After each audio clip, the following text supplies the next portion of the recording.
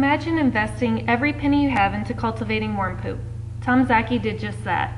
In fact, he built an entire empire off the idea that one man's trash is another man's treasure. Today I will discuss TerraCycle, their beginnings, their socially conscious goals, and what you can do to help.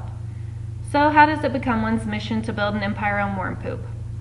The idea of using worm poop for something greater all began back in 2001. Princeton University freshman Tom Szaky was visiting some friends. They were having trouble growing plants. They were keeping worms in composting bins and feeding them table scraps. The poop from the worms was then harvested to use as fertilizer. It was a total success. So Tom drained his savings accounts, maxed out his credit cards to follow his dream of producing usable worm poop. He dished out $20,000 to purchase a worm gen. Then, in 2003, Tom entered his concept of turning garbage into something usable into the Carrot Capital Business Plan Challenge. To his surprise, Tom won the challenge, which included $1 million for seed research to his concept.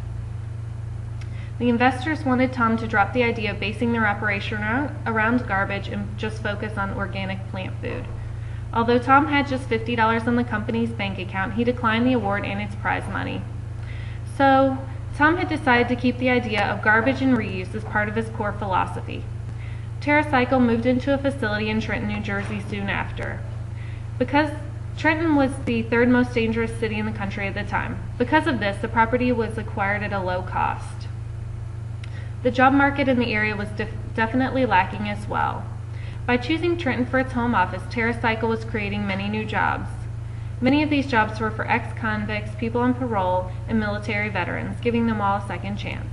This united some of TerraCycle's core values with the community's needs. They were in need of a location to grow into that was affordable. They also needed to staff the facility to work to its potential. By choosing this area, TerraCycle was helping fulfill some of the surrounding community's needs, thus realizing one of their goals of social responsibility. Tom was taking a location or a group of people who may have been discarded as garbage by society and turning them into something better. If you're a business based around the idea of worm poop and garbage, what do you package your product in? Rather than create more waste to clog up our landfills, Tom decided to repurpose. TerraCycle packages all of its fertilizers in used plastic soda bottles. This turns out to be a win-win situation for the company. TerraCycle is keeping plastic soda bottles from ending up in the garbage, helping them remain socially conscious. At the same time, they're spending substantially less money for the product packaging. Tom himself gave an example of the savings realized by using soda bottles during an interview. If virgin plastic is used, it would cost about 5 cents per bottle. High percentage recycled bottles would cost 8 to 9 cents a bottle. By reusing used plastic soda bottles, TerraCycle spends about a penny a bottle. Tom dubs as being an eco-capitalist. TerraCycle is keeping plastic soda bottles from ending up in the garbage. At the same time, they're spending substantially less money for product packaging. You can help save the world one drink pouch, old fax machine, or pen at a time. TerraCycle's commitment to social responsibility doesn't stop at worm poop and plastic bottles. Computers, fax machines, and other e-waste can be crushed down and turned into planters. The planters are then decorated with graffiti. Tom says that graffiti is the closest thing in the art world to garbage, so it seems pretty fitting. In addition to decorating their merchandise with graffiti, TerraCycle allows graffiti artists to decorate the outside of the building every few months with new graffiti. Plastic pens can be combined with other plastics and turned into plastic fences and clipboards. Drink pouches can be used to make backpacks or lunch boxes. You're probably wondering how big of an impact these efforts actually have. Let's take a look at some statistics from cleanair.org so we can understand the true severity of the issue of garbage production in our country. 1/3 of all waste generated in the United States is product packaging. Every hour, 2.5 million plastic bottles are being thrown away by Americans. With that in mind, only 1/10 of solid waste is being recycled. As of June 2009, TerraCycle had prevented 3.1 million plastic bottles and 70 million drink pouches from going into landfills.